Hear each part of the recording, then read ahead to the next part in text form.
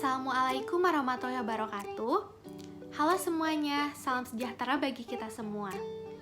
Perkenalkan, saya Kaila Diva Atala dari kelas 11 IPS 1. Pertama-tama, marilah kita panjatkan puji dan syukur kepada Allah Subhanahu wa Ta'ala karena berkat rahmat dan karunia-Nya, kita semua dapat bertemu kembali dengan keadaan sehat walafiat di tengah pandemi seperti ini. Nah, di video ini saya akan membahas salah satu materi mata pelajaran Bahasa Indonesia yang kita pelajari di kelas 11 semester 2, yaitu karya tulis ilmiah. Bagi para mahasiswa dan pelajar seperti kita ini, tentunya karya tulis ilmiah bukanlah hal yang asing lagi ya. Bahkan dapat dikatakan, karya tulis ilmiah erat kaitannya dengan proses pembelajaran kita sehari-hari. Namun, menulis karya tulis ilmiah tidak boleh sembarangan dan harus berdasarkan kaidah penulisan tertentu. Karena hasil dari karya tulis ilmiah harus dapat dipertanggungjawabkan keaslian dan kelogisannya. Bukan hanya tekniknya saja yang harus kita ketahui, namun apa itu karya tulis ilmiah, tujuannya apa, bagaimana ciri-cirinya, apa saja jenis-jenisnya, dan strukturnya juga harus kita ketahui jika ingin menyusun suatu karya tulis ilmiah. Di video ini, saya akan menjelaskannya satu persatu. Yang pertama, dimulai dari hal dasar yang perlu kita ketahui, yaitu pengertian dari karya tulis ilmiah itu sendiri. Secara umum, karya tulis ilmiah dapat didefinisikan sebagai karangan yang memaparkan pendapat, hasil pengamatan, tinjauan, dan penelitian dalam bidang tertentu yang disusun oleh metode tertentu dengan sistematika penulisan, bersantun bahasa, dan isi yang kebenarannya dapat dipertanggungjawabkan. Yang kedua, setelah kita mengetahui pengertian dari karya tulis ilmiah, kita juga harus tahu tujuannya. Beberapa di antaranya adalah 1. Untuk melatih dan mengungkapkan hasil penelitian berbentuk tulisan ilmiah secara sistematis. 2. Sebagai wahana transformasi pengetahuan bagi sekolah dengan masyarakat, kampus dengan masyarakat, atau orang-orang yang tertarik membaca. 3. Untuk melatih kemampuan menggabungkan berbagai sumber data dan sumber bacaan. Dan yang keempat, untuk melatih keterampilan penelitian dasar dengan benar. Yang ketiga, ciri-ciri karya tulis ilmiah. Ada 6 ciri signifikan yang dapat membedakan karya tulis ilmiah dengan tulisan-tulisan lainnya, yaitu 1. Reproduktif. Artinya, tulisan harus langsung dapat dipahami dan dimaknai oleh para pembaca sesuai dengan makna yang ingin disampaikan. 2. Tidak ambigu. Jadi, penulis harus memberikan pembahasan yang detail dan tulisan harus dikemas dengan kalimat-kalimat yang tidak membingungkan. 3. Bahasanya baku.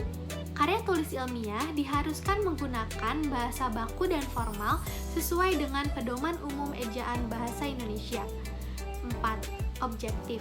Karya tulis ilmiah juga harus objektif dan tidak boleh emotif atau tidak boleh ditulis berdasarkan emosi penulis. 5. Kaidah keilmuan.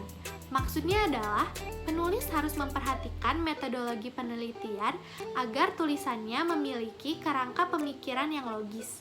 Dan yang keenam adalah menggunakan kalimat yang efektif.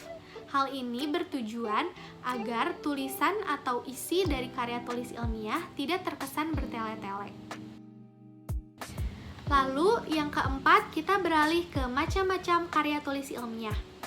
Karya tulis ilmiah memiliki 7 jenis tulisan, yaitu 1. Artikel.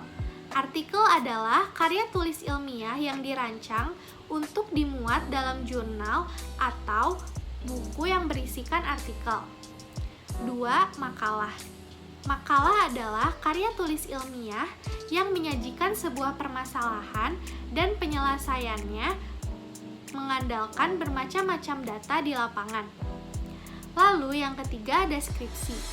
Skripsi adalah karya tulis ilmiah yang dibuat mahasiswa untuk meraih gelar sarjana. 4. Kertas kerja atau work paper.